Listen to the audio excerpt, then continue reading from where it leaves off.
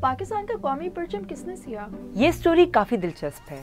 یہ بات ہے 3 جون 1947 کی۔ یہ ہے ماسٹر الطاف حسین اور یہ تصویر کھینچی تھی لائف میگزین کی photo journalist Margaret boric white نے جب وہ دہلی کے دورے پر تھیں۔ جس شخص کے ساتھ مارگریٹ سیر کر رہی تھی وہ سیر کے دوران اپنی شیروانی لینے کے لیے درزی کے پاس گئے۔ شیروانی تو تیار نہیں تھی کیونکہ وہ ایک اور اہم چیز پر کام کر رہے تھے۔ وہ پاکستان کا پہلا پرچم بنانے کی آخری سٹیج پر تھے اور مارگریٹ نے اس تاریخی لمحے کی تصویر لے لی۔ یہ تصویر پاکستان بننے کے 3 دن بعد یعنی 18 اگست 1947 کو لائف میگزین کے خصوصی ایڈیشن میں شائع ہوئی۔ لیکن اس کہانی میں ایک ٹوسٹ ہے۔ پاکستان کے پہلے پرچم کی کہانی میں ماسٹر الطاف کے ساتھ ساتھ ان کے بھائی ماسٹر افضال کا ذکر بھی سننے میں آتا ہے۔ حسین بردرز نامی دکان ان دونوں بھائیوں کی ملکیت تھی۔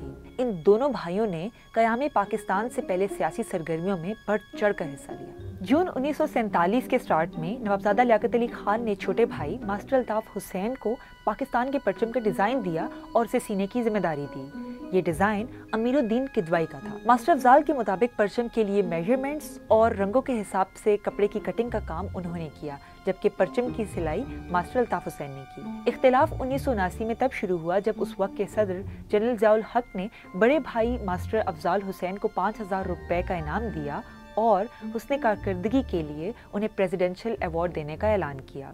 اس وقت تک چھوٹے بھائی الطاف حسین فوت ہو چکے تھے۔ اس اعلان پر ماسٹر الطاف حسین کی بیوی اور بچوں کو اعتراض تھا۔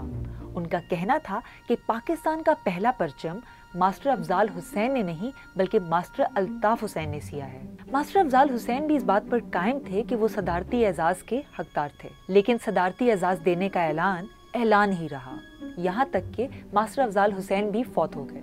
دونوں بھائیوں کے بچے آج بھی اپنے اپنے دعووں پر قائم ہیں۔